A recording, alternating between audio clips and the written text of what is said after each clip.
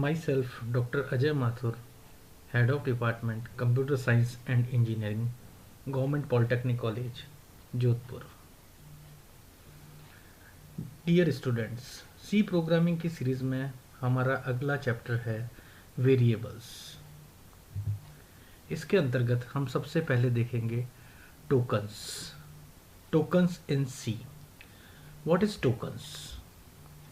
The smallest element identified by compiler in a C is called as token. सबसे छोटी smallest element जो कि compiler identify करता है एक सी प्रोग्राम में, उसको हम टोकन कहते हैं।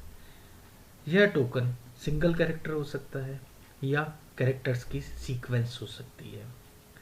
बेसिकली सी टोकन्स 6 तरह के होते हैं: constants, strings, identifiers, keywords, operators and symbols. सबसे पहले है keywords. These are reserved words of C language, यानी वो वर्ड्स जो पहले से ही सी कंपाइलर में प्री डिफाइंड होते हैं, जिनका मीनिंग पहले से ही सी कंपाइलर में निहित रहता है। For example INT, int, float, if, else, for, while etcetera. Keywords 32 types के होते हैं, जो कि निम्न प्रकार है। इनकी लिस्ट नीचे दी गई है: auto, double, int, struct, break, else, long, switch, as well as do, if, static, while. ये टोटल 32 है। देन नेक्स्ट है identifiers. What is identifiers? An identifiers is a sequence of letters and digits but must start with a letter. एक identifier क्या होता है? Letters और digits की sequence है, लेकिन इसका जो पहला अक्षर है वो एक लेटर होना चाहिए। Underscore is treated as a letter. Underscore का जो सिंबल होता है वो एक लेटर के रूप में काम करेगा। Identifier are case sensitive. Identifiers case sensitive होते हैं। Identifiers are use to name variables, functions etcetera. Identifiers का उपयोग वेरिएबल्स का नाम देना या फंक्शन का नाम देना, उसके लिए काम में लिए जाते हैं। अब नीचे कुछ वैलिड और इनवैलिड आइडेंटिफायर्स दिए गए हैं, जैसे कि सबसे पहले वैलिड के अंदर हम लेंगे रूट। रूट एक वैलिड आइडेंटिफायर है। Underscore get care, underscore के सिंबल से शुरू हो रहा है। अंडर स्कोर एक लेटर की तरह होता है, इसलिए ये भी वैलिड है। Then next underscore sign, ये भी एक वैलिड है। x1 अल्फा न्यूमेरिक वैल्यू है, ये भी एक वैलिड है। x2, x3, x under score 1, if, ये सब कैसे हैं आपके? वैलिड आइडेंटिफायर्स है। इनवैलिड कौन सा है? 3 to 4। 3 to 4 क्यों है? क्योंकि ये सारी न्यूमेरिक वैल्यूज़ है, इसके अंदर किसी प्रकार का कोई भी लेटर नहीं आ रहा है। शॉर्ट, शॉर्ट एक इनवैलिड है क्योंकि ये एक कीवर्ड है। प्राइस डॉलर, प्राइस डॉलर क्या है? क्योंकि इसके अंदर डॉलर एक सिंबल आ रहा है जो कि आइडेंटिफायर नहीं है, इनवैलिड है। ये एक स्पेशल कैरेक्टर है डॉलर, जो कि आइडेंटिफायर नहीं होगा। माई नेम, माई नेम के अंदर माई और नेम के अंदर स्पेस आ रही है, इसलिए ये भी एक इनवैलिड आइडेंटिफायर है। Then next string literals, a sequence of characters enclosed in double quotes. Double quotes के अंदर जो कैरेक्टर्स की सीक्वेंस होती है उसको हम स्ट्रिंग लिटरल्स कहते हैं। For example 13 is a string literals.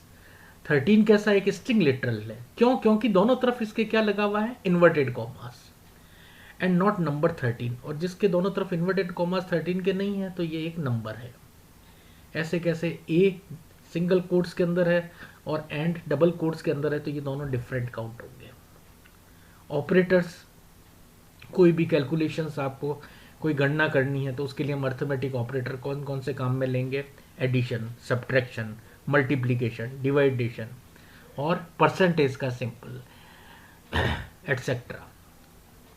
Percentage means है मॉडुलस, मॉडुलस को रिप्रेजेंट कर रहा है। यहाँ पर ये परसेंटेज का सिंबल मॉडुलस को रिप्रेजेंट कर रहा है।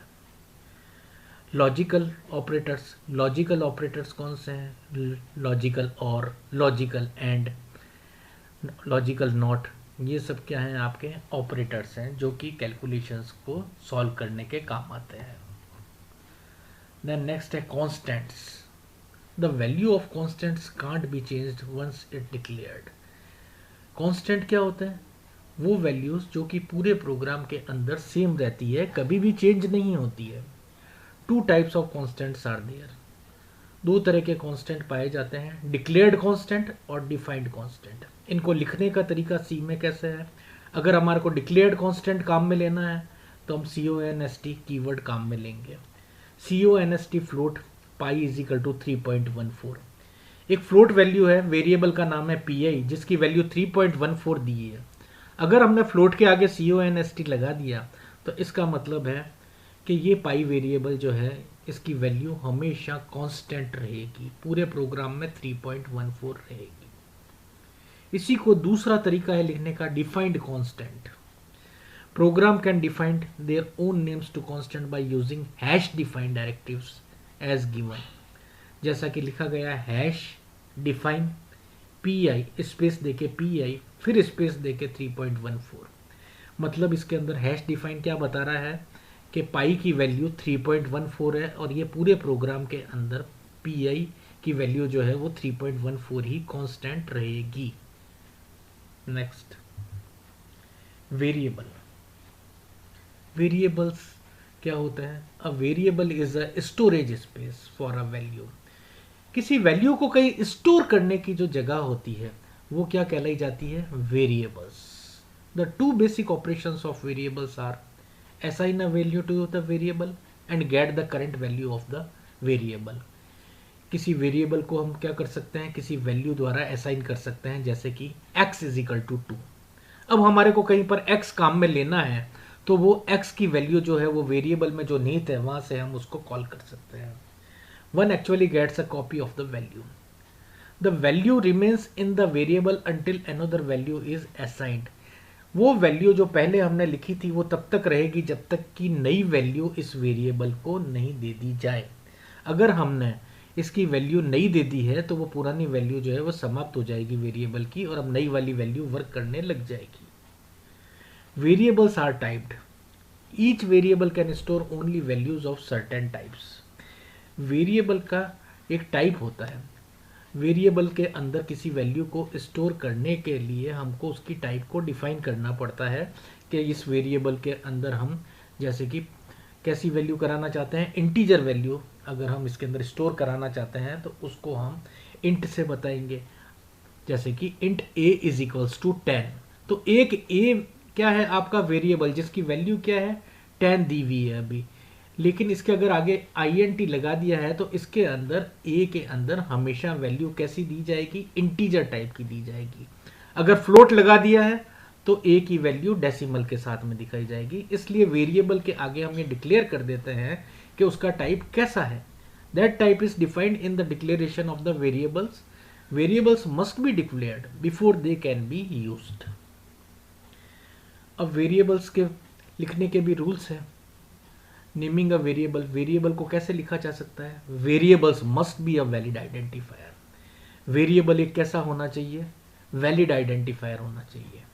Must not be a keyword, एक कीवर्ड नहीं होना चाहिए। Names are case sensitive. Names कैसे होते हैं इसके? वेरिएबल के केस सेंसिटिव होते हैं, तो ये ध्यान रखनी है बात कि वो केस सेंसिटिव है। Variables are identified by only first 32 characters. Variable की पहचान उसके कोई भी अगर वेरिएबल का नाम लिखा हुआ है तो उसके प्रथम 32 कैरेक्टर्स तक ही हम रीड करेंगे उसको। अगर कोई दो वेरिएबल्स है जिनके पहले दो 32 कैरेक्टर सेम आ रहे हैं और उसके बाद में 33वें कैरेक्टर से अगर वो चेंज हो रहे हैं तो उन दोनों वेरिएबल्स में किसी प्रकार का कोई अंतर नहीं पाया जाएगा। ये बात ध्यान रखें कि फर्स्ट 32 कैरेक्टर्स तक ही वेरिएबल को रीड किया जाता है, उसके बाद के कैरेक्टर्स इग्नोर हो जाते हैं। Thank you.